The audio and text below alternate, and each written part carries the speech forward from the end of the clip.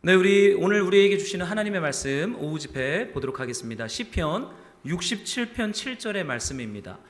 우리 함께 합독으로 우리 한 절 주님의 말씀을 함께 큰 목소리로 우리 읽어보도록 하죠. 시편 67편 7절입니다. 우리 함께 읽겠습니다. 시작. 하나님이 우리에게 복을 주시리니 땅의 모든 끝이 하나님을 경외하리로다. 아멘. 강동진 목사님 나오셔서 밀과 쌀의 선교로 하나님 말씀 선포해 주시도록 하겠습니다. 우리 좀 박수로 한번 우리 강 목사님 우리 한번 축복하겠습니다. 네, 감사합니다. 네. 그럼 오후 시간에는 제가 사진을 좀 보여드리면서 얘기를 하도록 하겠습니다. 하나님께서 우리에게 복을 주시는데 이 복이요, 내가 혼자 잘 먹고 잘 사는 거로 끝나는 게 아니고 그 결과가 어떻게 된다고 했습니까? 땅의 모든 끝이 하나님을 경외하게 되는. 근데 내 혼자서 우리 가정만 내 자녀들만 잘 먹고 잘 사는 게 아니라 나로 인해서 온 열방이 하나님을 경외하고 주님을 찬미게 되는 이런 복이 여러분의 인생 안에도 임하게 되기를 소망합니다. 제가 아까 오전에 싸우던 우리 공동체, 실패한 우리 공동체 안에 주의 성령이 임하시고 그 공동체가 하나님의 역사하심으로 완벽한 변화, 그리고 더 나아가서 우리가 살고 있던 마을까지 큰 변화를 겪었다라고 말씀을 드렸어요. 그러면 그 공동체 그 이후에 어떻게 됐을까 궁금하시죠? 그 이야기들을 오늘 사진을 통해서 좀 보여드리도록 하겠습니다.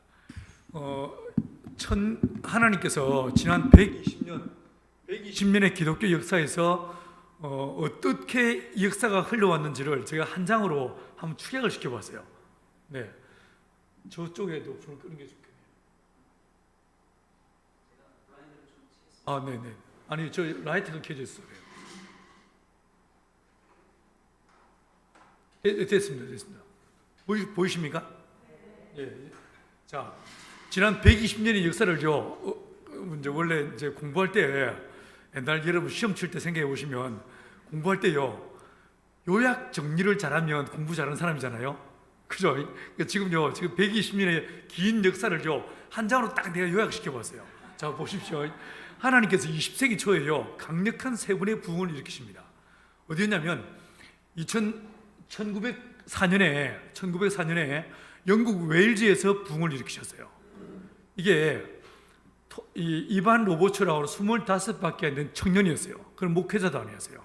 한 청년이었는데 그 웨일즈가 광산 지역이었고 광부업에 종사하는 25밖에 안 된 청년이었는데 이 청년을 통해서 부흥이 시작됩니다.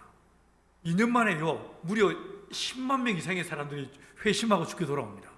사람들이 술집에 술을 마시다가 너무 큰 주의 은혜가 임하죠. 그 술집에서 엉금엉금 기어서 교회에 왔다, 뭐 이런 기록이 남아있을 정도입니다. 두 번째가 어디냐면 1906년에 미국 캘리포니아 아주사에서의 부흥이었습니다. 이것도요, 토마스 시모라고 하는 흑인 목회자를 통해서 부흥이 시작됐어요. 그 다음 세 번째가 어디냐면 1907년에 조선 땅 평양과 원산에서 부흥이 있었어요. 이걸 사람들은 뭐라고 말하면 3대 부흥이라고 얘기합니다. 영국, 미국, 다음에 대한민국. 이게 세 번의 부흥이었어요. 이 세 번의 부흥이 있고 난 다음에 어떤 일이 벌어지냐면 1910년에 영국의 스코틀랜드 에딘버러에서 1차 선교대회가 열렸습니다. 이때 전 세계에서요 1200여 명의 사람들이 이 자리에 모입니다. 이때 이 선교대회의 주제가 무엇이었냐면 우리 세대의 모든 민족을 복음한다라는 것이었어요. 사실 거기 참여한 사람들은요, 이걸 믿어 의심치 않았어요. 당시 대부분의 사람들은 세대주의적 종말을 갖고 있었습니다. 우리 세대에 주님이 오신다, 임박한 종말을 갖고 있었거든요. 그 아무도 그 주제를 믿어 의심치 않았어요. 그래서 주님의 종말을 앞당기기 위해서 우리가 더 열심히 선교하자, 이렇게 헌신하고 결단했습니다.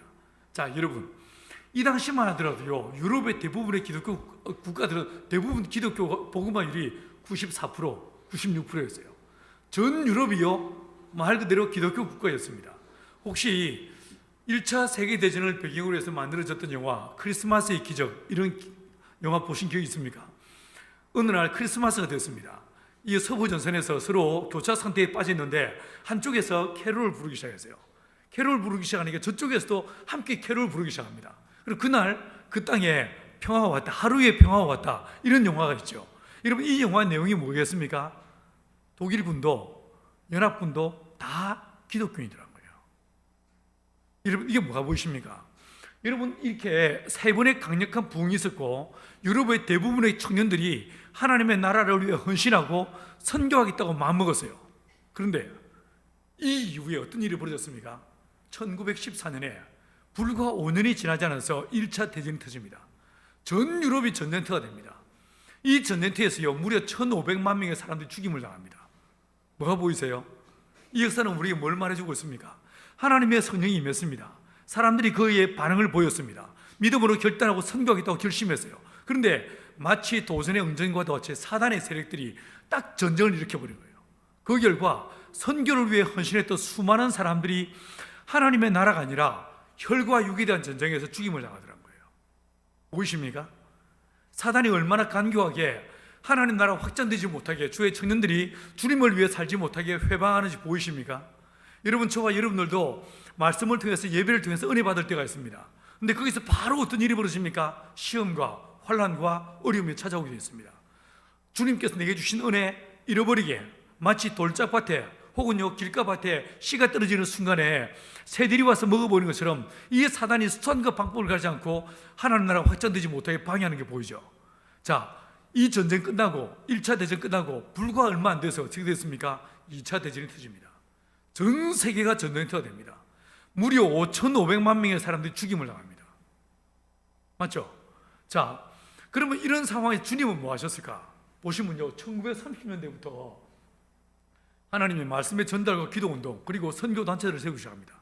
전 세계에 SIL, 트랜스 월드 라디오, YWAM, 오퍼레이션 월드 이런 세계적인 선교단체들을 이 시대에 쫙 만드십니다. 이걸 바탕으로 1970년대부터 주님께서요 선교의 전략들을 제시하기 시작하세요. 1974년에 랄프 윈트라는 사람이 있었는데 이 사람이요 선교사였습니다. 이분이 미전도 종족 선교라는 말을 세계 최초로 썼어요. 그 전까지 그런 말이 없었습니다. 지금은요 교회들마다 이 말 쓰거든요. 그렇죠? 다 이 말 씁니다. 그런데 이 랄프 윈트에 의해서 비로소 1974년 1차 로잔 대회에서 이 말이 처음 나왔습니다. 그 다음에 79년도에 예수영화 나왔고 2차 로잔 대회 때 1040 윈도우즈 들어보셨죠? 10-40창 북이 10도에서 40도 여기에 가장 많은 미전도 종족이 있습니다. 이 지역을 집중적으로 타겟팅해서 이쪽을 복음하자. 이게 바로 10-40창이었습니다. 자, 그리고요 비욘드 2000이란 이 프로젝트가 99년도에 나옵니다. 그리고 1995년에 여호수아 프로젝트라는 이런 선교 전략들이 제시됐습니다. 혹시 들어보신 적 있습니까? 이게 뭐냐면요 미전도 종족을 마치 한 가정이 고아를 입양해서 그 고아의 전 생애를 책임지는 것처럼 교회가 미전도 종족을 입양해서 그 종족을 홀리스틱하게 선교해보자. 이게 여호수아 프로젝트였어요. 제가 이때 온누리교회에 있었습니다. 이때 온누리교회가 발빠르게 10개의 종족을 입양합니다. 그리고 바로 이듬해 7개 종족으로요 선교사를 파송하기 시작했어요. 여러분, 이 여호수아 프로젝트를 바탕으로 해서 전 세계를 대상으로 대형교회, 메가처치들이 중심이 돼가지고 서로 네트워크하고 역할 분담하면서 선교를 시작했습니다. 10년 동안 진행했습니다. 2006년도에 피니싱 더 태스크 팀에서 UUPG 그룹을 찾아봤습니다. Unreached, Unengaged, People's Group. 이게 쉽게 말하면 UUPG인데 쉽게 말하면요 미전도 종족이에요. 자국으로 된 성경이 없고 성경을 가르치는 교사가 없고 교회가 없고 예수 영화가 더빙되어 있지 않는 인구 전체 인구의 5% 미만의 기독교 복음화율 뭐 이런 몇 가지 조건을 갖추는 민족을 UUPG라고 합니다. 인구 5만에서 UUPG를 찾아봤습니다. 몇 개 종족이 나왔습니까? 639개야.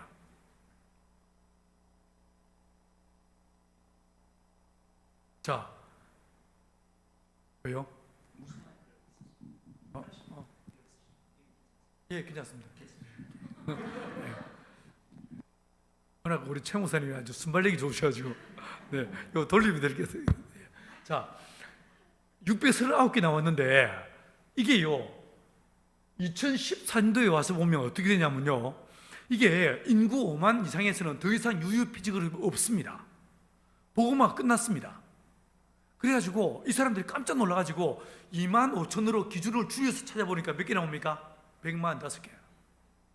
예수님께서 마태복음 24장 14절에서요 모든 민족에게 복음이 증거되어야 그제야 끝이 오리니라고 말씀했어요. 여러분 뭐가 보이십니까? 요 단 한 장에 이 종이를 통해서 뭐가 보이십니까? 여러분 코로나 때문에 전 세계 선교가 길이 막히고 작년에 제가 선교사들 집회하는데 보니까요 KWMA에서 조사한 통계에 따르면 코로나 때문에 전 세계에 나가 있던 2만 5천 명의 선교사 중에서 7천 명이 돌아왔어요. 선교가 뒤로 확 후퇴하는 거 아닌가 이런 굉장한 두려움이 있었습니다. 근데 여러분 보십시오. 하나님이 하십니다. 선교 하나님이 하십니다. 우리는 어쩌면요 앞으로 길어야 5년 혹은 10년 안에 모든 민족에게 복음이 증거되었다라는 소식을 듣게 될지 모릅니다. 진짜 저와 여러분은 마지막 복음의 전달자로 이 시대를 살아가는 거예요. 우리는 무엇을 먹을까 무엇을 마실까 이따위 고민하며 살 때가 아닙니다. 내가 무슨 가방을 들지 이따위 고민하며 살 때가 아니라 진짜 정신을 차리셔야 됩니다. 집 몇 평 이게 중요한 게 아니고요 여러분의 차 종류 이게 중요한 게 아닙니다. 정말 주님의 나라에 여러분의 보화를 쌓는 천국의 시민으로 사는 저와 여러분 되기를 축원합니다. 진짜 마지막 그 종말의 끝자락에 저와 여러분이 서 있는 게 느껴지지 않습니까? 이걸요 다른 통계를 한번 보여드릴게요. 이게 AD 30년입니다. 이게 뭐겠습니까? 언제겠습니까? 오순절 마가의 다락방 사건이죠. 이 사건부터 해가지고 1900년 다시 말해서 세 번의 부흥이 있기 전까지 전 세계 몇 퍼센트의 사람들이 복음화 됐을까? 선교학자들은요 10%라고 말합니다. 다시 말해서 10% 복음화 되는데 몇 년 걸린 거예요? 1900년 걸린 거예요. 그런데요 그 세 번의 부흥이 다 있고 난 다음에 어떻게 됩니까? 이 그래프가요 마치 하늘을 찌르듯이 솟아오르기 시작합니다. 전 세계로 얼마나 무섭게 급속도로 이 복음이 확산되는지 모릅니다.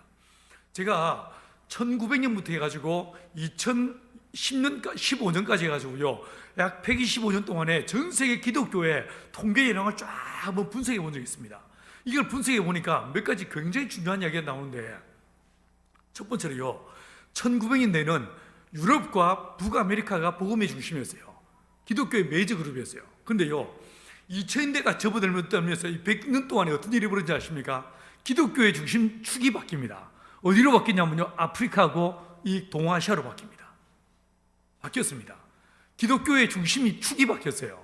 그 다음에 두 번째로요 진짜 놀라운데 엄청난 교단과 교파의 분열이 나타났었습니다.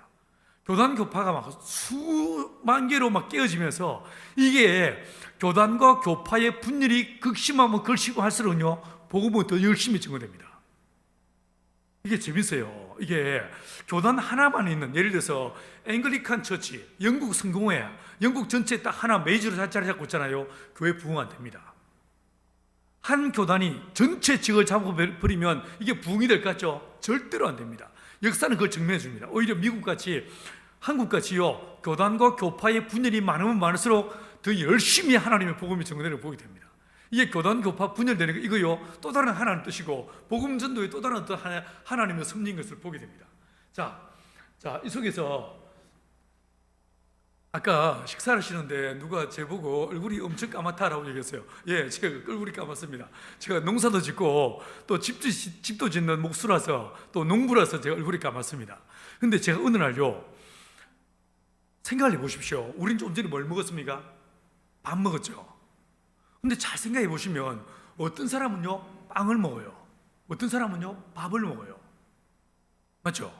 유럽 대부분의 사람들은 뭘 먹습니까? 밀로 빵을 만들어 먹습니다. 아시아 대부분의 사람들은 뭘 먹습니까? 쌀로 밥을 먹어요. 왜 누군 빵을 먹고 누군 밥을 먹지?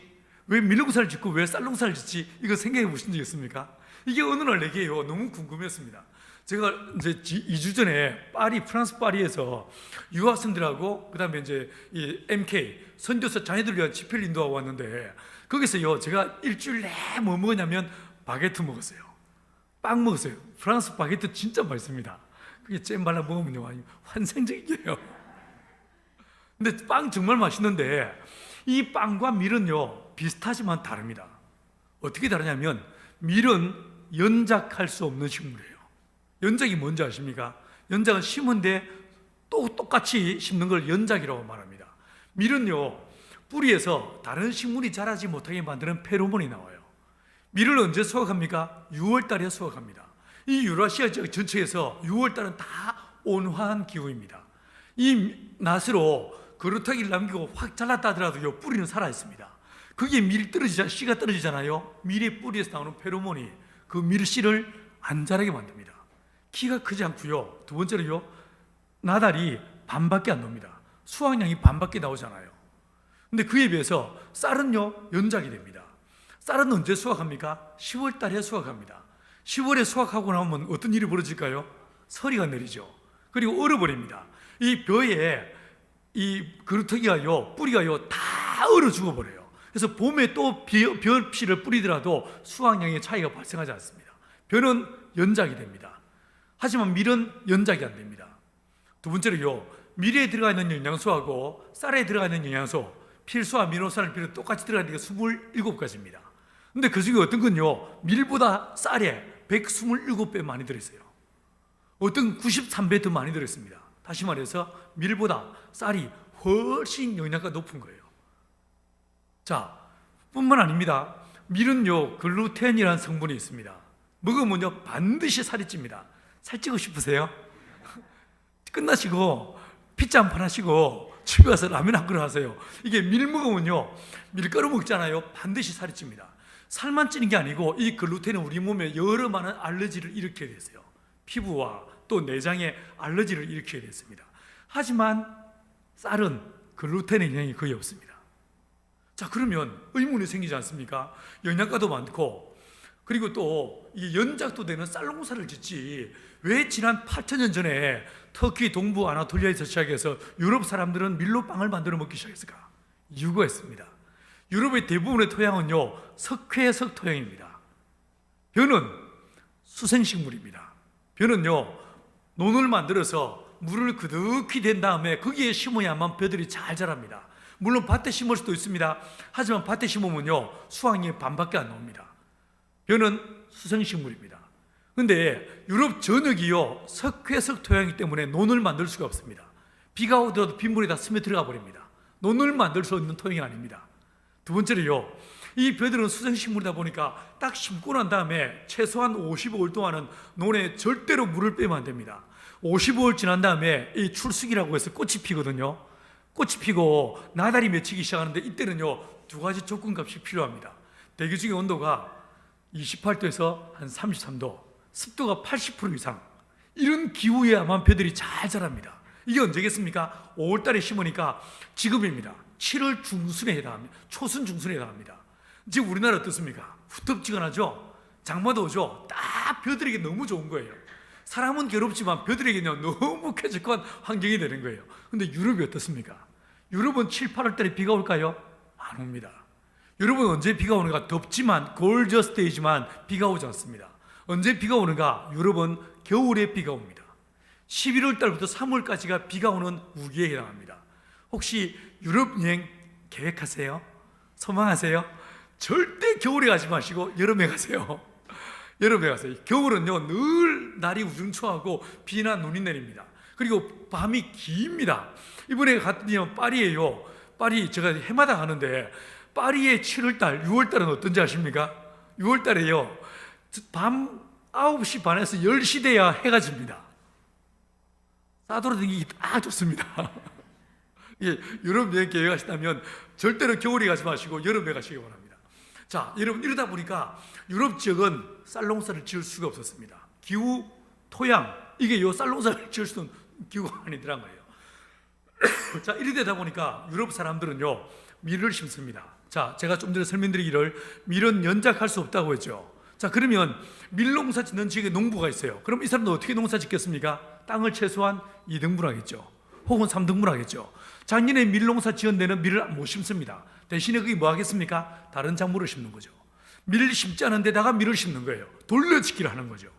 자, 이러다 보면 가을에 수확을 했습니다.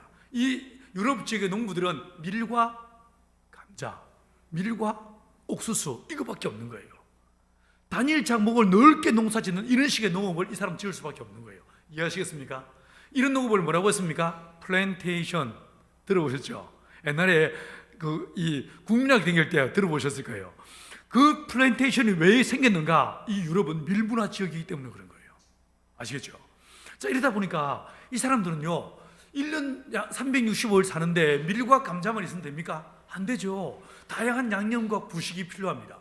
이제 이 사람은 어떻게 하냐면 자기가 농사지은 잉여된 농산물을 수레에 싣고 자기가 필요로 하는 것을 농사지은 사람을 찾아가서 물물 교육하게 됐습니다. 그래서요, 이 밀문화 지역은 반드시 뭐가 만들자면 길을 만듭니다. 밀은 길을 만듭니다. 모든 길은 로마로 통한다, 이런 말 기억나죠? 왜 그런가? 로마는 밀문화권이기 때문에 그렇습니다. 반드시 물물 교육합니다. 물물 교육하면 해야만 먹고 살 수가 있습니다. 하지만 그에 비해서 이 한국 같은 아시아 쌀 문화 지역은 어떠냐면요, 쌀은 연작이 된다고 했죠. 논은 늘 논입니다. 그럼 논을 외에 물을 댈 수 없는 모든 땅들은 뭐 하겠습니까? 밭을 만들고 이 밭에 오곡백과를 다 심는 거예요. 이러면 어떻게 됐습니까?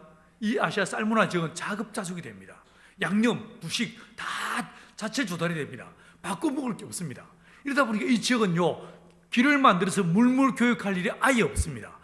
대신에 길 대신에 뭐가 만들어질까요? 공동체, 마을이 만들어질 거예요. 밀은 길을 만들고요, 쌀은요 공동체를 만들었어요. 여러분, 가축도 다릅니다. 유럽 지역은요 늘 먹을 것이 부족하다 보니까 어떤 짐승을 기를까요? 풀로만으로도 기를 수 있는 소, 양, 염소 이런 걸 기르는 거예요. 아시아 쌀문화 지역은요 여름이 깁니다. 고온 다습합니다. 음식이 빨리 상할 수 있어요. 이러다 보니 누구를 기르겠습니까? 먹고 나면 잔반을 처리하기 위해서 잡식동물을 기르는 거예요. 누구를 기르었을까요? 돼지. 성경을 통해서 보시면요, 우리 하나님은 고기 맛을 아십니다.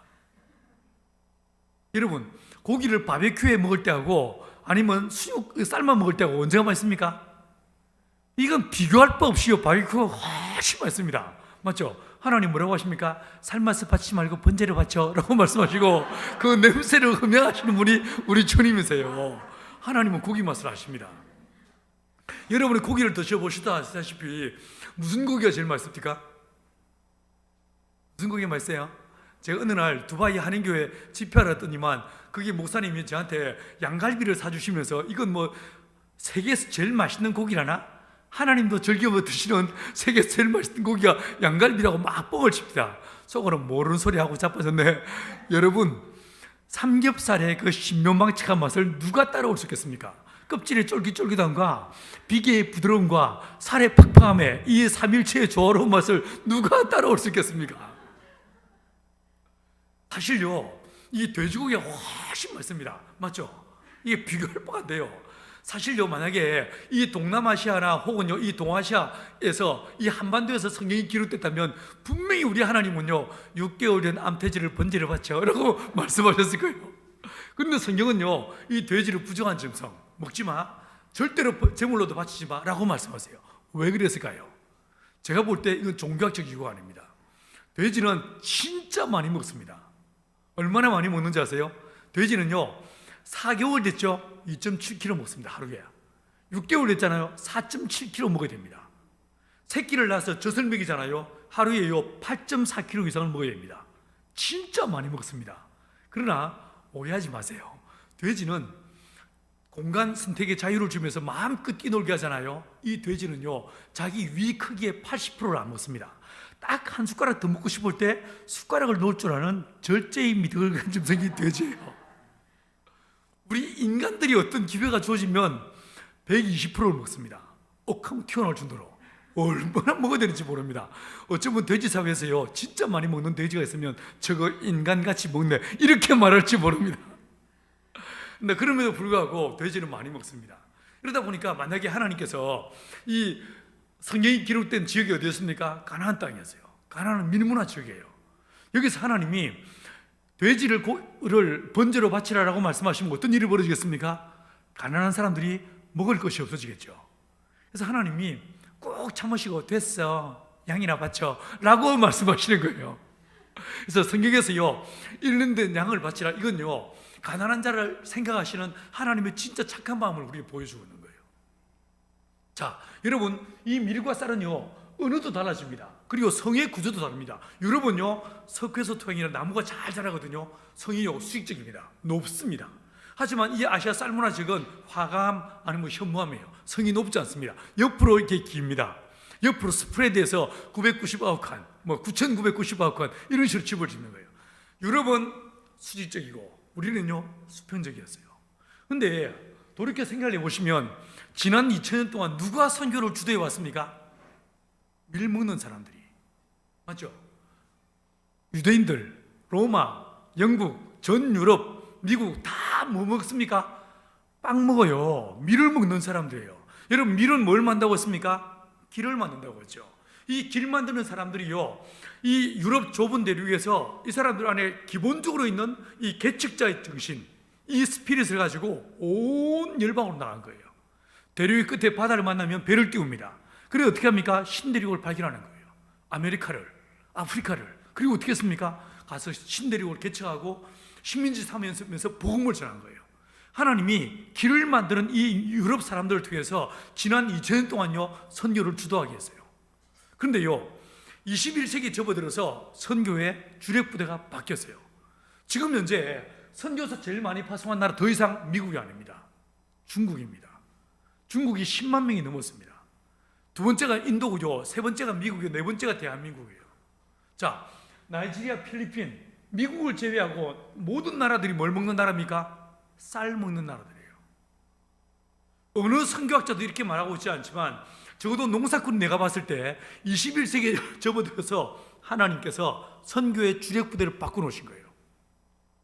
개척하는, 길을 만드는 이 밀문화권 사람들에게서 공동체를 만드는, 우리가 남이가 이런 집단주의 의식이 강한 이런 쌀문화권 사람들이 선교를 주도하는 시기가 되게 했다는 거예요. 근데 여러분, 지금 보시면요 한국 교회가 선교를 어떻게 합니까? 우리는요 미국에서 혹은 영국에서 배운 선교의 방식을 그대로 고답적으로 따라합니다. 맞죠? 어떻게 합니까? 여러분이 다녔던 그 큰 교회들 기억을 떠올려 보십시오. 어떻게 합니까? 선교사 모집하죠. 훈련시킵니다. 내보냅니다. 내보내면서 풀 스포트 해줍니다. 초기 정착금요 수천만 원씩 들어갑니다. 차 사야 되죠. 집 구해야 되죠. 애들 학교 보내야 되죠. 엄청난 돈이 들어갑니다. 그리고 매달 100만 원, 200만 원씩 고비용의 선교를 감당할 수밖에 없습니다. 이게 우리의 선교의 전략입니다. 방식입니다. 그런데 생각을 해보십시오. 이건 한국 교회가 돈이 있으니까 가능할 수 있습니다. 하지만 중국 교회가 자기 교회 목회자 사례비도 못 주는 가난한 중국의 지하교회가 어떻게 이 방식을 따라할 수 있겠습니까? 필리핀에 있는 혹은요 베트남에 있는 인도 차이나 반도에 있는 교회들이 어떤 식으로 이걸 따라할 수 있겠습니까? 여러분, 내가 볼 때 대한민국은 2030년까지요 10만 명의 선교사를 파송하겠다고 한국교회 협의회에서 이게요 하나님 앞에 서원했습니다. 여러분 어떨 것 같습니까? 제가 볼 때 언감생심, 이제 더 이상 리크루팅이 안 될 거예요. 선교사 모집이 안 될 거예요. 그러나 우리가 선교를 많이 하는 것도 중요하지만 여러분, 우리가 정말 제대로 된 선교의 새로운 롤 모델을 제시할 수 있다면, 그래서 이걸 보고 중국 교회가, 인도 차이나 반도의 교회가, 인도 교회가 우리를 보고 아, 우리도 저렇게 하면 되겠네 라고 하는 모델이 될 수 있다면 그거 진짜 의미 있는 일이지 않겠습니까? 이게 뭘까? 여러분, 제가 생각할 때 지난 2000년 전에 오순절날 성령이 임하셨습니다. 그 생각을 해보시면요 그때 그 유대 이스라엘은요 완벽한, 아주 강력한 유대 공동체였습니다. 맞죠? 하나의 단일 종교로 똘똘 뭉쳐진 종교 공동체 지역이었어요. 근데 거기에 성령이 임하시는데 그분의 선교의 전략이 무엇이었습니까? 메가 처치가 아니었어요. 대형 교회가 아니었어요. 여러분이 아십니다. 오순절날 마가의 다락방에 모여있던 사람들의 숫자가 몇 명이었습니까? 120명. 누가 120명 교회를 큰 교회라고 말하겠습니까? 아, 여러분은 큰 교회라고 말할 수도 있겠네요. 그죠? 여러분, 이게 빨리 우리 이 새 교회가 하나님의 은혜로 120명까지는 성장하는 은혜가 있게 되기를 축원합니다. 진짜예요.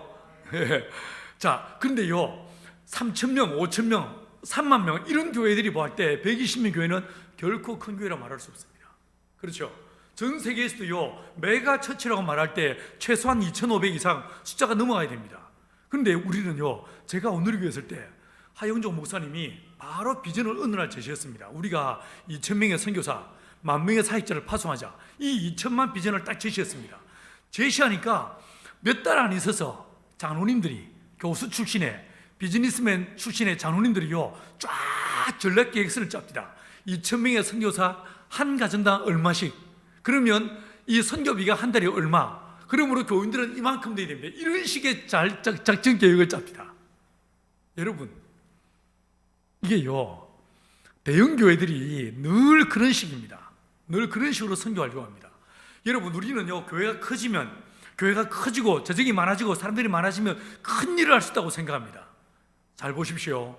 성경에서요, 바벨론이라는 성이 있죠. 이 바벨론 앞에 늘 수식어가 붙어 있습니다. 큰 성라고 말해요. 그런데 예루살렘 성은요, 어떤 경우에도 큰 성이란 말이 안 붙습니다. 뭐라고 말합니까? 거룩한 성이라고 말해요. 여러분, 우리 교회가요, 큰 성이 되는 것이 목표가 되어서는 안 됩니다. 여러분, 우리 교회가 작지만 진짜 거룩한 교회, 주님이 살아 역사하시는 교회, 이 교회가 우리 교회의 목표가 될 수 있길 간절히 축원합니다. 아멘. 사람의 숫자가 아닙니다. 여러분, 사람요, 예수님의 제자 12명이면 족합니다. 사람 숫자가 중요한 게 아닙니다. 진짜 우리가 예수의 피가 우리 안에 흐르고 하나님의 성령이 역사하실 때 우리가 이 세상을 뒤집어 놓을 수 있는 거예요. 맞죠? 여러분, 주님께서 하신 방법은요, 120명밖에 안 되는 스몰 사이즈의 공동체, 이 공동체 안에 성령의 충만함을 다하시니까 어떤 일이 벌어집니까? 하루에 3,000명이, 하루에 5,000명이, 심지어 제사장들도 예수를 믿기 시작했다고 했습니다. 여러분, 이 공동체가, 세계의 교회가 사이즈와 관계없이 진짜 성령으로 충만한 믿음의 교회가 되기를 간절히 축원합니다. 자, 제가 지난 20여 년 전에 오늘의 교회 사직하고 보온으로 내려가면서 내 안에 요 목표가 있었어요. 주님, 내가 아까 오전 설교에 때 말씀드렸지만, 주님, 내가 집을 직접 짓겠습니다. 농사도 직접 짓겠습니다. 그리고 에너지도 자급자족 해보겠습니다. 애들 교육도 자체내 삼시켜 보겠습니다. 이런 의식주에 대한 새로운 솔루션을 내가 제시할 수 있다면, 이것은 어쩌면 우리 국경을 넘어서 아시아, 아프리카의 진짜 가난한 사람들한테 길이 될지 모르겠습니다. 난 이것을 내 몸으로, 내 인생을 걸고 실험을 하겠습니다. 이런 마음 먹었어요. 여러분, 교회가 존재하는 이유는요, 우리를 위해 존재하는 게 아니에요. 교회는요, 절대로 목적이 아니에요. 교회는 목표가 아니에요. 교회는요, 수단이에요, 수단. 우리 지역에 있는 진짜 가난한, 아직 복음을 접해보지 않은 그 사람들을 섬기라고 교회가 있는 거예요. 교회가 목적이 아닙니다. 정신을 차리십시오. 교회가 목표가 아닙니다. 교회가 몇 명까지, 교회가 재정이 얼마, 이게 여러분의 인생의 목표가 되지 않게 되길 간절히 축원합니다. 돈이 있든 없든, 사람이 있든 없든, 우리 교회가 누군가를 섬기는, 누군가를 살리는, 이게 진짜 중요한 교회의 존재 이유와 목적인 것을 기억하시기 바랍니다. 자, 그런데요, 아까 말씀드린 대로, 오전에 말씀드린 대로 공동체 5년 만에 쫄딱 망했습니다. 말 그대로 쫄딱 망했습니다. 너무너무 가난했습니다. 정말 찢어지게 가난했습니다. 어떻게 하면 내가 이제 성령이 임하시고 공동체가 하나가 됐지만, 그 기적을 경험했지만 여전히 공동체는 가난했어요. 이 가난한 공동체 어떻게 먹여 살릴까? 이게 늘 내 인생의 고민이었어요. 이게 목사가 설교만 잘하면 되는데, 내 인생의 목표는요, 어떻게 하면 우리 공동체 식구들 먹여 살릴까? 이게 내 인생의 목표였어요. 고민이었었어요. 여러분, 이 고민을 하다가 어느 날 내가 내린 결론이 있었어요. 아, 돼지를 기르면요, 진짜 큰 돈을 벌 수 있습니다. 아세요? 돼지를 키우면 진짜 큰 돈을 벌 수 있어요. 그래서 내가 이제 돼지를 키워서 한번 떼돈을 벌어버리라. 그래서 한번 우리 공동체 식구들 돈벼락 맞게 하리라. 이렇게 마음먹고 돼지를 배우고 있다고 마음먹었어요. 책들을 읽었습니다. 두 번째로요, 인근 양계장, 다른 마을에 있는 양돈장에 목사라는 사실을 숨기고, 어르신, 제가 귀농해서 돼지 키우려고 하는데 일을 해드리면서 배우고 있습니다 라고 말씀을 드리고 와서 일을 배웠습니다. 한 달, 두 달씩. 어느 날 돼지 축사에서 똥 치우고 있는데, 한참 일하고 있는데 주님이 찾아오셨어요. 물끄러미 쳐다보시다가 뭐 하냐 이러십니다. 뭐 모릅니까? 돼지 똥 치우고 있죠 라고 말씀을 드렸는데, 이분이 한참을 지켜보시다가 딱 한마디 하십니다. 닭.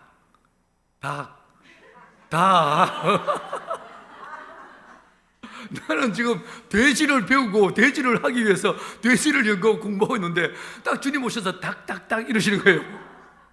마치 아시아로 복음을 전하러 가려고 했던 바울에게 주님 마게도니아 사람의 환상을 보시면서 와서 우리를 도우라 이랬던 것처럼 제게 닭 이러셨어요. 어쩔 수 없이 제가 이 돼지를 포기하고 닭으로 갈아탔습니다. 그리고 닭을 연구하기 시작했어요. 열심히 닭을 공부했습니다. 1년 반 정도 정말 한국에서 닭을 내놓으라는 한 12군데 진짜 닭을 제대로 기르는 데를요 가서 똑같이 머슴처럼 일을 해주면서 배웠어요. 이 기간에 내가 닭을요 천수백 마리를 잡아 죽여봤어요. 키운 게 아니고 잡아 죽여봤어. 그리고 닭이 먹는 모든 사료들을 난 내 입으로 맛을 봤어요. 심지어 난 닭똥을 3번이나 먹어봤어요. 닭에게 100을 먹였을 때 몇 개가 소화됐고 몇 개가 똥이 되는가. 어느 날 닭과 대화가 되기 시작합니다. 내가 말하면 닭들이 내 말을 알아먹어. 닭이 막 이야기하면요, 그 이야기가 통된 데서 들리기 시작하는 거예요. 여러분, 이게 뭔 귀신이 씨나가 먹는 소리냐. 이 양계장은요, 보은에 있는 우리 공동체 예배당 바로 옆에 있습니다. 바로 옆에 있어요. 바로 옆에. 저쪽 저 뒤에 벽보다 가깝게, 아주 가깝게 있습니다. 제가 새벽기도 끝나고요, 양계장에 딱 갑니다. 천천히 이제 양계장에서 무슨 냄새가 나는지, 또 어떤 상황인지 쭉 살피면서 천천히 걸어갑니다. 그러면요, 이 양계장 한 동에 암탉이 500마리가 있거든요. 닭들이요, 내 오는 발자국 소리 들리기 시작하면 오신다, 오신다 라고 자기들끼리 막 숭거리기 시작합니다. 문을 여는 순간에 오빠 어서 오세요, 잘 주무셨어요, 보고 싶었어요, 난리가 납니다. 열고 들어가는 막 닭들이 내 어깨 위에 올라타고 나를 끌어안고 얼마나 격렬하게 환영하는지 모릅니다. 저 이래봬도요, 인기 있는 남자예요. 저는 아이돌들의 마음을 이해할 수 있어. 이게 오빠 부대를 모르죠. 그런 느낌 모르죠. 얼마나 격렬하게 환영하는지 모릅니다. 여러분, 닭이 혹시 몇 년 사는지 혹시 아십니까? 닭이 몇 년을 살 수 있을까요? 개가 몇 년 삽니까? 한 15년 살죠. 닭은 몇 년 살까요? 닭은요, 30년을 살 수 있습니다. 개보다 곱절로 오래 삽니다. 물론 이렇게 못 살죠. 사람들이 중간에 다 잡아 먹어버리니까. 내비두면요, 30년을 살 수 있어요. 두 번째 특징이 있습니다.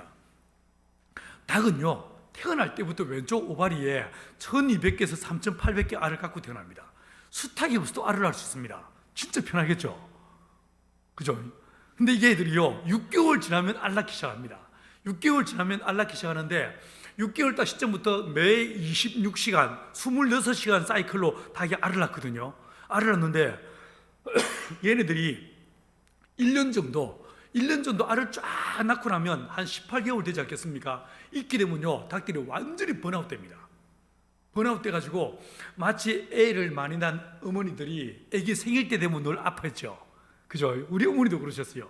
6남매 낳은 저희 어머니, 우리 형제들 생일 때만 되면 꼭 아파하십니다. 닭들이 그렇습니다. 어떻게 되냐면요, 털이 빠집니다. 두 번째, 계란 껍질이 얇아집니다. 계란이 커집니다. 기억란들이 나오기 시작해요. 팔 수 없는, 이게 상품성이 떨어지는 계란들이 나오기 시작합니다. 이러면요, 내가 딱 이 양계장에 들어가서 밥을 주면서 얘들아, 너희들이 봐도 너희들 상태가 안 좋지? 라고 말하면 닭들이 밥을 먹다가 예! 이럽니다. 야, 딴 양계장에서 어떻게 하는 줄 알아? 이때 18개월 되면 다른 양계장 다 죽여버린다. 근데 난 너희들하고 좀 더 오래 살고 싶어. 그래서 뭐 할 거냐면 금식을 시킬 거야. 그럼 닭이 밥을 먹다가 예? 금식이 뭐예요? 라고 물어봅니다. 금식은 밥이 없다는 뜻이지. 왜? 언제부터요? 3일 후부터 밥이 없다. 얘들아, 기도하면서 단단히 준비해 라고 얘기해 줍니다. 그럼 닭들이 아멘 그럽니다. 다음날 또 갔습니다. 아침에 또 문을 열어줍니다. 얘들아, 어제 내가 뭐라고 했어? 라고 말하면 닭이 밥을 먹다가 금식 이럽니다. 맞아, 얘들아, 내일부터 금식이야. 7일 동안 밥이 없는 거야. 기도하면서 단단히 마음으로 준비해 라고 말하면 예! 이렇게 대답합니다. 드디어 D-Day가 됐어요. 딱 양계장 갔습니다. 어떤 일이 벌어진지 아세요? 보시면요, 앞에도 뒤에도 양계장이 있죠. 금식하는 애들과 금식하지 않는 애들이 있습니다. 금식하지 않는 애들은 여전히 날아오르고 웰컴합니다. 근데 금식하기로 했던 애들 있죠. 그 문을 열고 들어가면요, 아무도 날아오르잖아요. 아무도 가까이 오잖아요. 내가 밥이 없다는 그 말을 언더스탠딩한 거예요. 믿거나 말거나. 그런데 사실이에요. 그게 닭과 대화되기 시작합니다. 여러분, 이 닭장을 내가 연구하면서 내 안에 소망이 있었어요. 하나님, 아시아 어디에서나 할 수 있는 게, 가난한 사람 누구나 할 수 있는 게, 이게 내 소망이었어요.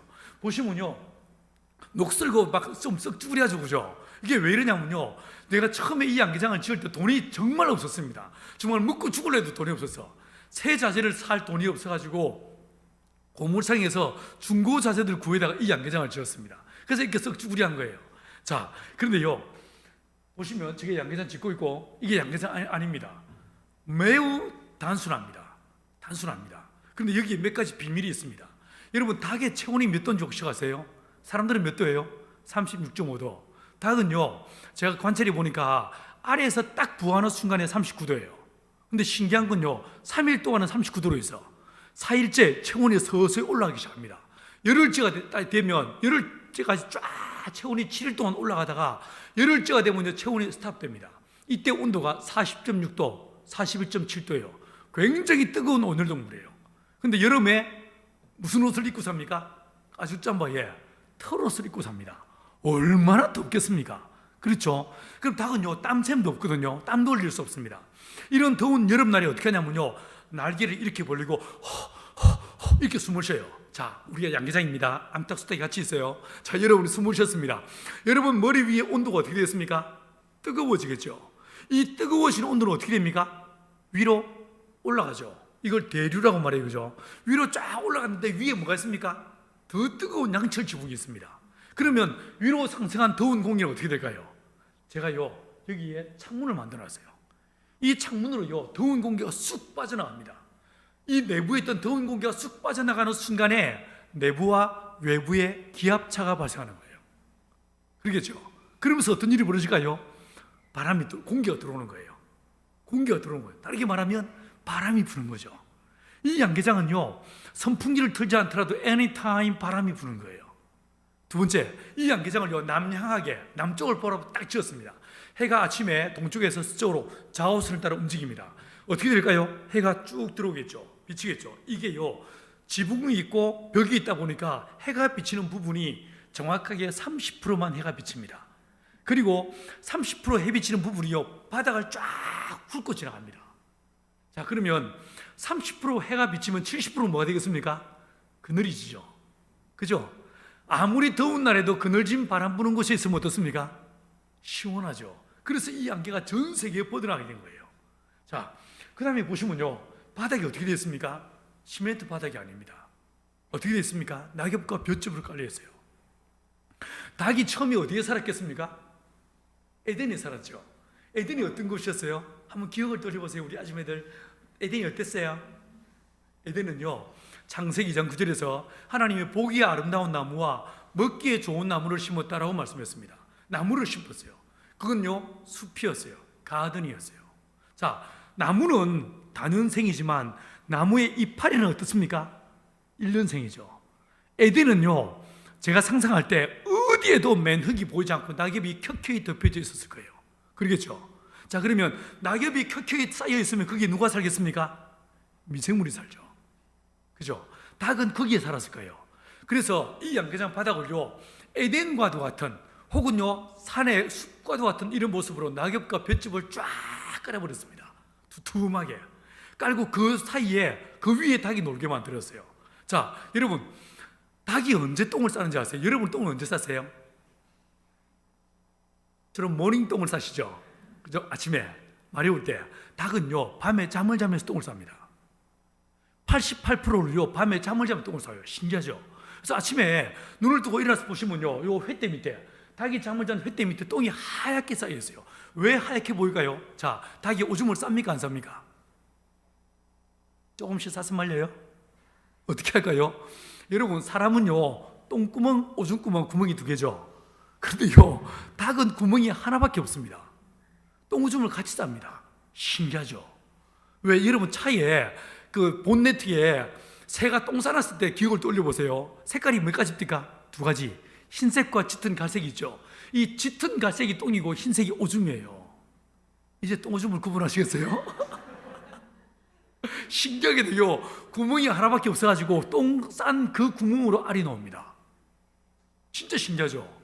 이게 한번 보세요. 아무리 TV 보세요. 구멍이 하나밖에 없습니다. 그 구멍으로 알이 나와요. 자, 왜 똥이 하얗게 보이니까 흰색이 오줌입니다. 짙은 갈색이 똥입니다.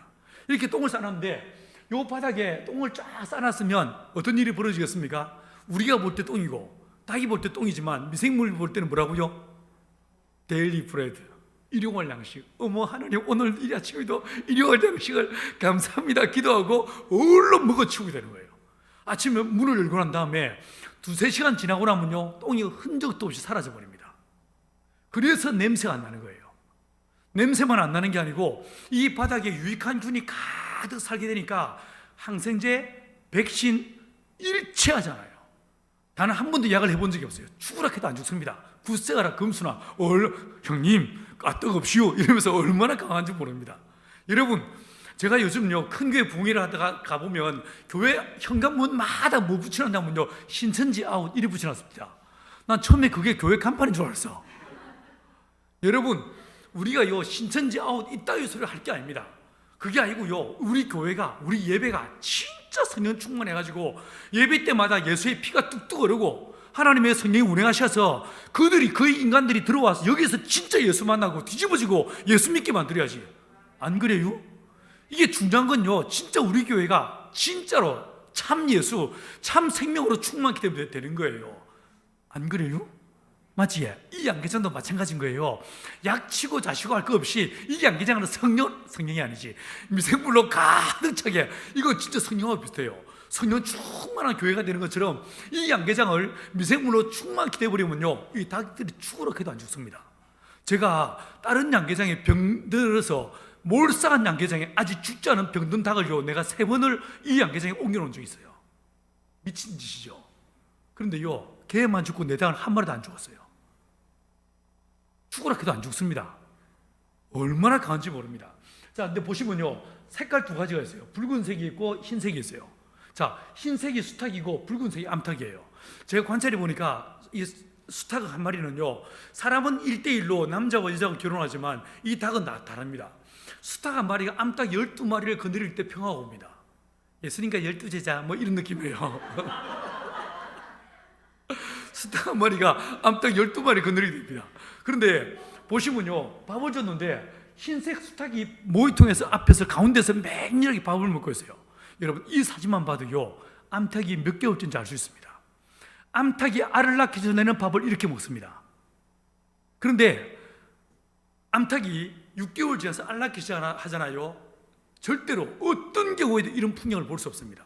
레이디 퍼스트, 자기야 이리 와 불러가지고 딱 암탉들 밥 몇 개 하고 그 빈자리에 지가 들어가서 이렇게 밥을 먹습니다. 웬만한 인간보다 훨씬 낫습니다.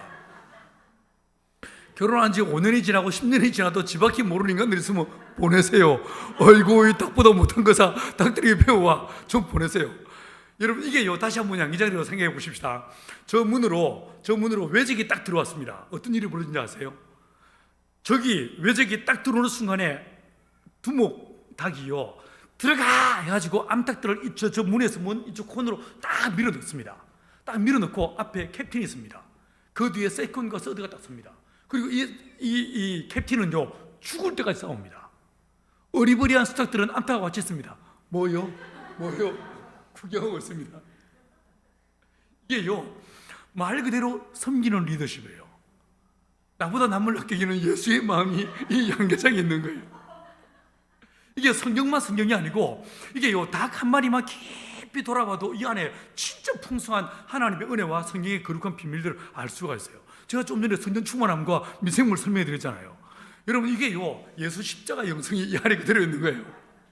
자, 다른 양계장 보십시오. 정확하게 수탉들은 가장자리에, 암탉들은 딱 가운데, 맞죠? 자, 여러분, 제가 이런 양계장을 만들어 가지고 좋은 양계장, 좋은 사료 먹이는 이유가 어디 있겠습니까? 알 빼서 생활비로 쓰기 위해서 다 키우는 거 아니겠습니까?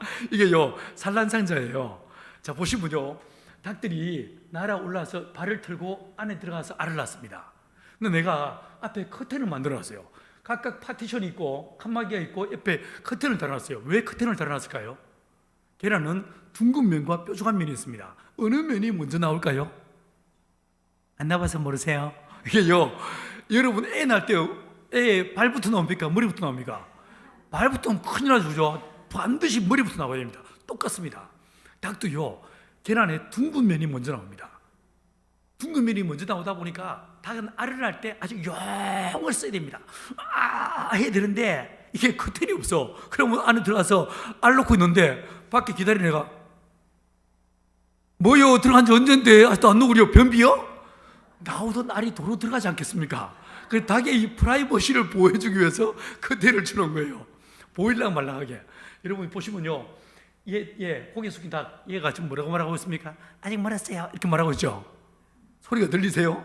저 뒤에 지금 뭐라고 말합니까? 어이구 시원하다 이렇게 있죠. 이쪽에 요 건너편에 목을 잔뜩 웅크리고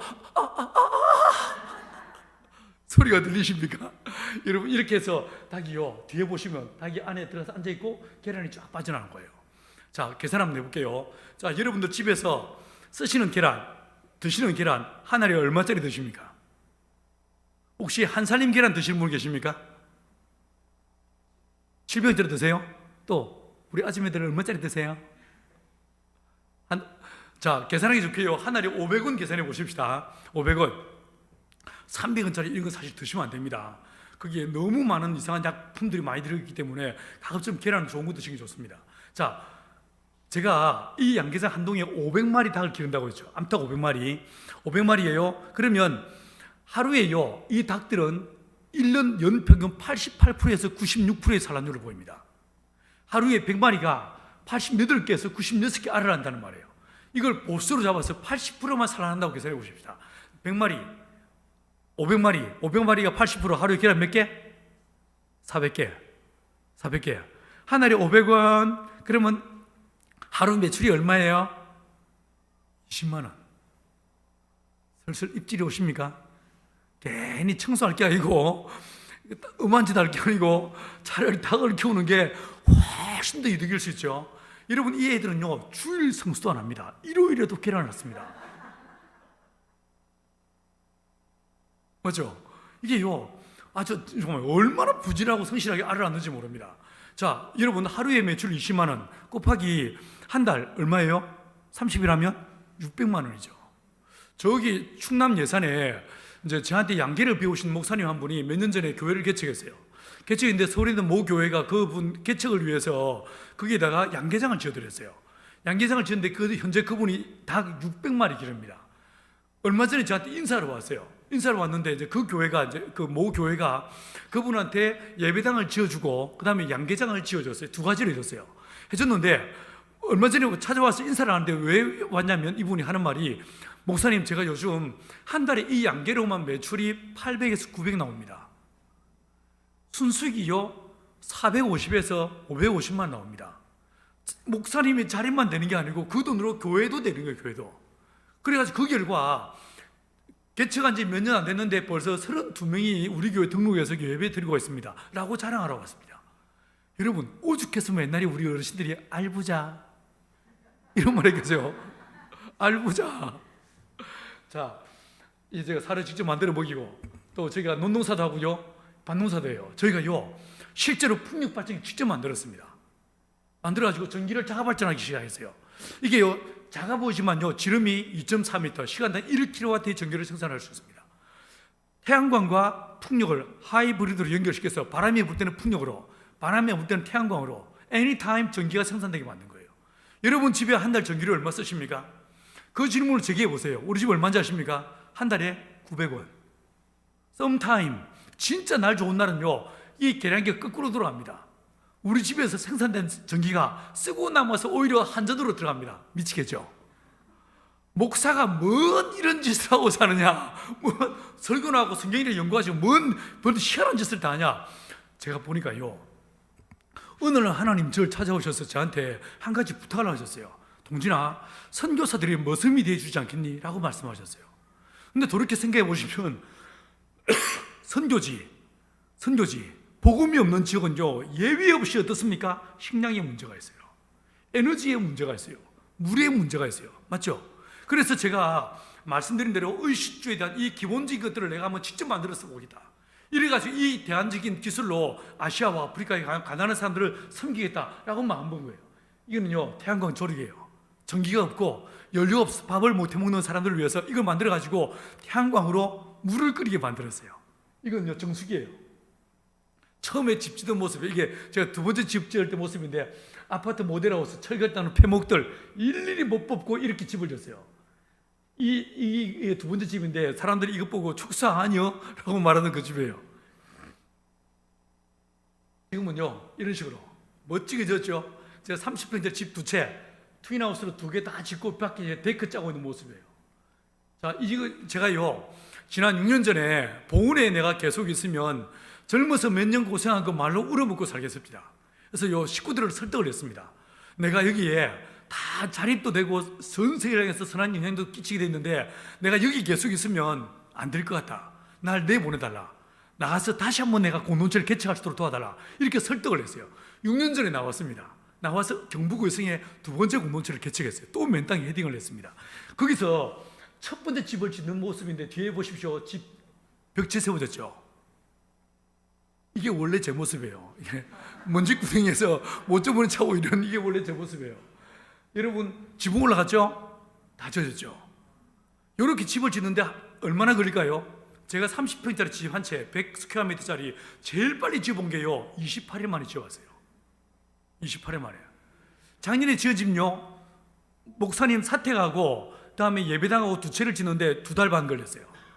2달 반. 그전에는 금산에 진짜 가난한 침례교 목사님 자녀가 4명이야. 할머니 계시고 부부 7명이 사는데 이 사람들 13평짜리 방 2칸짜리 살고 있습니다. 도대체 그 사람들이 거기서 다리는 뻗고 잠을 자는지 싶어. 너무 내가 마음이 아파가지고 이분을 위해서 집을 지어드렸어요. 40평짜리 집 지어드렸어요. 집 짓는데 그 집을 짓는 동안에 5명을 전도했어요. 동네 사람들. 그 양반들은 뭐 내가 목선줄 어떻게 하겠어요? 뭐 주머니 차고 이러고 있는데 와서 이제 구경하러 왔다가 같이 간식 먹고 같이 뭐 참 먹고 이러는 사이에 복음을 전해가지고 5명을 전도했어요. 원래 그 교회 성도들 5명.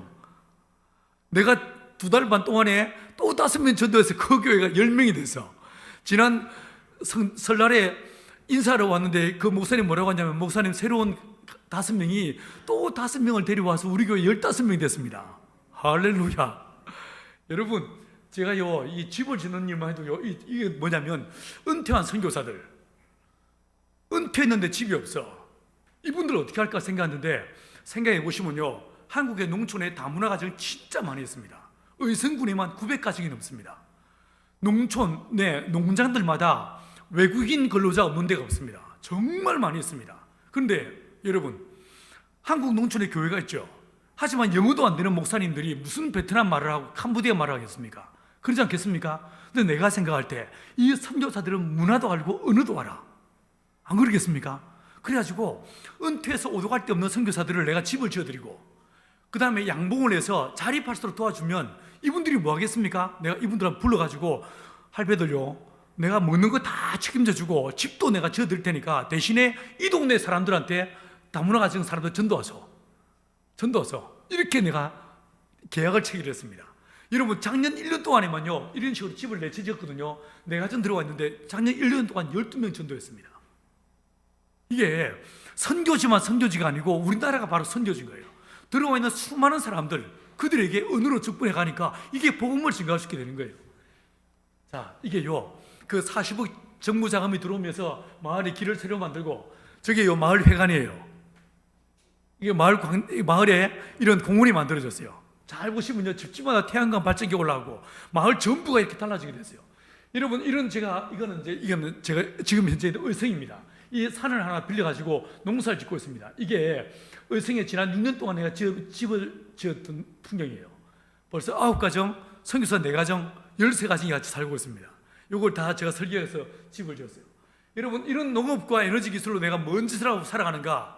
중국의 운남성 학교 기숙사입니다. 얘네들을 어떻게 도울까 고민하다가 진짜 가난한 애들 보십시오. 애들이 학교에 올 때 이런 망태를 챙겨옵니다. 그리고 학교 뒤에 보시면 남자애들 여자애들 이런 공간이 있고 애들 숫자만큼 소치 걸려있어요. 지손으로 직접 이렇게 감자 삶아 먹습니다. 밥에서 소금 쳐서 먹어요. 얘들을 어떻게 도울까 고민하다가 이 학교 옆에 양계장을 지었습니다. 양계장을 짓고 한족 제자, 저한테 말씀 배웠던 한족 제자 2명을 내려보냈어요. 시안에서 이쪽 내려보내놓고 내가 부탁을 했습니다. 너희들 절대 전도하지 마라. 절대 전도하지 말고 닭만 잘 기르라. 6개월 지나서 앓기 시작하면 이 왕통수학교 애들한테 매일 계란을 먹이라. 남은 계란 팔아서 너희들 생활비 쓰고 사료비 쓰라고 시켰습니다. 6개월 지났습니다. 닭이 앓기 시작했어요. 여러분 알을 먹이기 시작했습니다. 알 먹이기 시작하니까 이 촌놈들이요 집에서 학교까지 거리가 1시간 버릴 때 일요일에도 계란 먹으러 학교까지 와. 내가 분명히 전도하지 말라고 했음에도 불구하고 얘들이 계속 양계장 주변에 얼쩡거리니까 모아서 계란 삶아 먹이고 이 친구들이요 그 애들한테 이야기를 해주기 시작했어요. 옛날에 다윗이라는 사람이 살았어. 이야기해 주기 시작했습니다. 또 해주세요 하니까 옛날에 요셉이라는 사람도 살아서 이야기를 해주기 시작했습니다. 노래도 가르쳤습니다. 어느 날 제가 이 학교를 방문하니까 이 청바지 입으신 분이 교장 선생님인데 이분이 저한테 뭐라고 하냐면요, 목사님, 이 두 분 선생님이 너무 훌륭하십니다. 일요일마다 우리 아이들한테 세계 위인 전기를 들려주시고 노래도 가르쳐 주십니다. 우리 일요일 날 수업을 안 하니까 교실 2칸을 빌려드리겠습니다. 마음껏 쓰십시오. 여러분, 이 교실 2개가 뭐가 됐을까요? 예배당. 여러분, 이 예배당 이름이 뭐겠습니까? 양계장으로 세워진 첫 번째 교회, 양일교회. 보세요, 계란 먹고 때깔 좋아져서 화사에 웃고 있는 애들. 요즘은요, 닭들이 알바처 선교하는 시대예요. 우리는 뭐 하는지 몰라. 자, 보세요. 저희가 중국에 신학교를 했거든요. 2군데 신학교를 하면서 이 중국의 지하교회 성도들, 리더들한테, 통공들한테 성경 가르칩니다. 신학을 가르쳤습니다. 마지막에 뭐 할까요? 제가 양계를 가르친 거예요. 양계를 가르쳐가지고 이런 식으로 중국에 벌써 1200 군데에 이런 식의 양계장이 지어져서 지하교회 지도자를 자립시키게 된 거예요. 이건 티베트, 라오스입니다. 라오스 양계장 잘 지어졌죠. 어느 날 이 선교사님이, 목사님, 제가 양계는 마스터했습니다. 돼지를 가르쳐 주십시오 라고 해서 내가 이분한테 돼지에 대해서 내가 연구한 모든 자료를 보내드렸습니다. 여러분, 돼지가 뛰놀기 시작했어요. 냄새 나겠습니까? 전혀 냄새 안 나게 돼지를 기를 수 있습니다. 어느 날 이 돼지가 소문을 들었습니다. 닭들이 알바처 선교한다는 소문을 듣고 이 돼지가 도전을 받았습니다. 나도 그냥 있을 수 없다. 주여, 내 살을 드리오니 이 살을 받으시고 하나님의 나라 의를 위해서 주여 나의 삼겹살을 받으시고 내 목살을 받으시옵소서. 요즘은요, 닭들이 알바처 선교하고 돼지가 살바처 선교할 시대예요. 여러분, 제가 이분한테 이 돼지 사업이 딱 셋업되어지면 라오스에 있는 아주 가난한 현지인 목회자에게 돼지 5마리만 사주세요 라고 부탁을 했어요. 여러분, 돼지는요, 임신 기간이 113일밖에 안 됩니다. 그래서 산술적으로 보면요, 1년에 3번 새끼 낳게 할 수 있어요. 근데 하지만 돼지의 인격과 돼지의 복지를 생각해서 새끼를 2번만 낳게 합니다. 한 번 낳을 때 새끼 몇 마리 낳는지 아세요? 7마리에서 22마리 낳을 수 있습니다. 이걸요, 10마리만 낳는다고 계산해 보십시다. 자, 어미돼지 5마리, 1년에 새끼 2번, 한 번 낳을 때마다 10마리, 새끼 몇 마리? 100마리. 얼마나지요? 한 교회 목회자 자립이 되는 거예요. 그래서 이 양계와 양돈으로 사람들을 가르치기 시작했어요. 여러분 보세요. 이게 뭐라고 보이십니까? 선교사 후보생들. 주여, 내가 열심히 살 먹고 살을 찌워서 이게 내 목살과 사태살과 온몸의 살을 들여서 그의 나라와 그의 의를 구하는 믿음의 삶을 살겠습니다. 주여, 이 몸 받으시옵소서. 선교사 후보생들. 자, 이러다 보니까 제가 전 세계를 다니면서요, 지난 10수년 동안에 거의 매년 1년에 10개, 15개 나라를 다니면서, 그것도 아주 찢어지게 가난 나라만 다니면서 이 농업을 가르치는 거예요. 아프리카에, 러시아에, 우크라이나에, 중앙아시아에, 우즈베키스탄에 세운 양계장인데, 이 양계장은 필두로 지금은 200군데가 넘습니다. 아프가니스탄, 이건요, 요르단에 있는 시리아 난민 캠프에 시리아 난민들을 위해서 양계장을 이렇게 지었어요. 그리고 양계장이 지어졌어요. 이분이요, 이철수 선교사님인데, 이분이 2017년도에 유엔 상 받았습니다. 이 자타리 캠프에서 300개 정도의 프로그램이 진행되고 있는데, 이 양계가 가장 우수한 프로그램이라고 해서 이분이 유엔 상 받았습니다. 여러분, 유엔은 보나콤이 뭔지도 모르고 강론지도 모릅니다. 까딱 없이요, 저는 선교사들은 머슴이에요. 선교사들 영으로 만들어드리면 되는 거예요. 이분을 먹고 살 수 있도록, 현지인들을 먹고 살 수 있도록 만들어드리면 그들이요, 복음을 받아들이고 예수 믿지 않겠습니까? 맞죠? 너무 할게요. 저기 풍력 발전기 만드는 기술도 가르치고 양계학기도 하고, 저희가 인도에, 방글라데시에, 네팔에, 아프리카 곳곳에 이런 풍력 발전기 보내서 전기를 자가 발전하게 만들었어요. 이건요, 무슬림 지역에서 예수 믿으면 집에서 쫓겨나고 직장 생활도 못하는 사람들, 그들을 어떻게 도울까 고민하다가 아예 양계장을 큰 규모로 지어줘 버리자. 한 5,000수 규모로 빅사이즈로 짓고 거기에 10가정이 모여서 같이 공동체로 살게 하자. 아까 밀은 길을 만들고 쌀은 공동체를 만들어버리지 않습니까? 아예 공동체를 만들어버리자. 그럼 같이 모여서 같이 공동노동하고 같이 밥 먹고 같이 성경 공부하고 거기서 제자 양육하고 얼마나지 그게 자녀들도요 제대로 믿음으로 키울 수 있지 않겠습니까? 그래가지고 이걸요, 이게 제가 세웠던 사업 계획서예요. 그 중에 일부를 보여드립니다. 초기 투자비 1억 5천만 원, 자, 13개월 후에요. 한 달 매출이 4천만 원입니다. 여기에 사료비, 계산 감가 상각비, 원금 상환하는 거 다 제외했습니다. 하니까 모든 지출이 3,250만 원. 보시면 매달요 순수익이 850만 원, 820만 원 나와요. 여러분, 중앙아시아에서부터 서부 아프리카 세네갈까지 모든 무슬림 국가요, 이 지역에요, 한 가정에 200불 임무됩니다. 이 사람은 400불 주더라도 얼마입니까? 10가정이 봤자요 500만 원 떨치지 않습니까? 얼마든지 선교사 가정과 자립을 시킬 수 있는 이런 구조가 만들어지게 됩니다. 제가 볼 때 우리는요, 선교의 모델을 미국식 방식이 아니라 쌀문화 지역의 선교적 방식을 우리 만들어내야 돼요. 이걸 고민해야 돼요. 바울이 했던 것처럼 자비랑 선교의 새로운 롤 모델을 우리는 만들어낼 수 있어야 됩니다.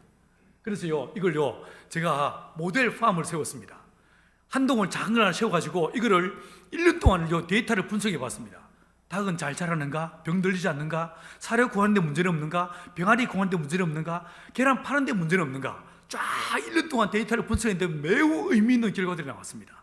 그 결과 지금은요, 이미 카자흐스탄에만 2군데 양계장이, 농장이 세워졌습니다. 공동체가 만들어져서 함께 모여서 같이 공동생활하기 시작했어요. 여러분, 그리고요, 카자흐스탄 개신교 교단에서 이 양계를 자기들 교회의 목회자들의 자립 도구로 공식적으로 선정을 했습니다. 이건 아프리카예요. 아프리카에 제가 24개 나라의 리더십들한테 매년 가서 양계를 가르칩니다. 동아프리카에, 우간다에 가서 동아프리카에 있는 청년들한테 늘 양계를 가르쳤습니다. 이건요, 아프리카에서 제일 가난한 나라인 남수단에 첫 번째 세워진 작은 양계장입니다. 근데 거기서 알 나오기 시작했어요. 알 나오기 시작하니까 국회의원, 주지사가요, 견학 왔어요. 견학 왔어요. 그리고 그 이후에 이렇게 큰 규모의 양계장을 지어가지고 지금은요, 마치 가나안 농문학교 하듯이 매년 50명의 청년들을 불러 모아가지고 이 사람 트레이닝 시킵니다. 신앙을 가르치고 민족의식을 고치시키고 이 사람 농업기술을 가르쳐가지고 자기 가정을, 자기 마을을 바꾸는 이런 운동을 하게 하고 있습니다. 할렐루야. 이 양계장 테이프 커팅식, 여기는요 세네갈이에요. 아프리카에 27개 나라 양계장이 들어가 있는데 이건 세네갈입니다. 세네갈에 어느 날 캐나다 친구, 제 제자 조엘이라는 사람이 여기에 들어갔다고 연락이 왔습니다. 목사님, 땅을 샀습니다. 뭐하게? 농사를 짓기 위해 땅을 샀습니다. 땅이 어때? 완벽한 모래밭입니다. 아니, 좋은 땅을 사지 왜 모래밭을 사고 그래? 아닙니다. 여기는 다 모래밭입니다. 그래서 어떡하라고? 목사님이 농사꾼이니까 제게 농업을 가르쳐 주십시오. 그래? 그럼 넌 내 시킨 대로 할래? Yes sir. 자, 그러면 조엘, 울타리를 쳐라. 울타리를 쳐라. 양과 염소가 들어오지 않게 절대로 들어오지 못하도록 울타리를 덧늘이 쳐라 라고 했습니다. 그만 하면 됩니까? 하고 난 다음에 다시 연락해 라고 했습니다. 여러분, 울타리를 쳤습니다. 양과 염소가 들어오지 못하게 만들었습니다. 사막에 비가 오지 않아서 농사를 못 짓는다고요? 천만에요. 여러분, 비가 안 온다고요? 하늘을 바라보죠? 절대로 그건 잘못된 겁니다. 여러분, 물은 어디서 어디로 흐릅니까? 위에서 아래로 흐릅니까? 진짜 그렇습니까? 아닙니다. 반반입니다. 반은 위에서 아래로 내려오지만요, 내려올 만큼요 밑에서 위로 올라갑니다. 왜 비가 오지 않는가? 올라가는 물이 없으니까 내려오는 게 없는 거예요. 하나님이 창세기 1장 6절 이하에서 둘째 날을 어떻게 하십니까? 물을 윗물과 아래물을 찢어버리십니다. 물을 올리십니다. 올라간 그 물이 비가 돼서 이슬이 돼서 내려오는 거예요. 올라가는 물이 없으니까 내려오는 물이 없는 거예요. 물은 어디 있습니까? 땅에 있어요. 땅 아래에 있어요. 이 땅 아래, 땅속 깊은 곳에 400m, 200m 밑에 있는 물이 있는데 이 물을요 표토축으로 끌어올리는 방법이 있어요. 뭐냐면요, 낙엽으로 덮어버린 거예요. 뭔가로 땅을 쫙 덮어버리면요, 이 모관수를 통해서 물이 위로 올라옵니다. 그래서 기근이 들어서 한 발이 들어서 땅이 쩍쩍 갈라질 때도 뭔가 덮여졌던 곳은 어떻습니까? 촉촉하죠. 이 습기는 어디서 왔을까요? 밑에서 올라오는 거예요. 그래서요, 내가 왜 울타리를 치라고 하냐면 거기는 양과 염소를 기릅니다. 이 양과 염소들이 풀을 다 뜯어먹어 버려요. 기근이 이제 이게 우기가 끝나고 건기가 오면 굽으로 땅을 파서 이걸 뿌리를 캐먹습니다. 이게 지구 사막화의 원인 중에 하나예요.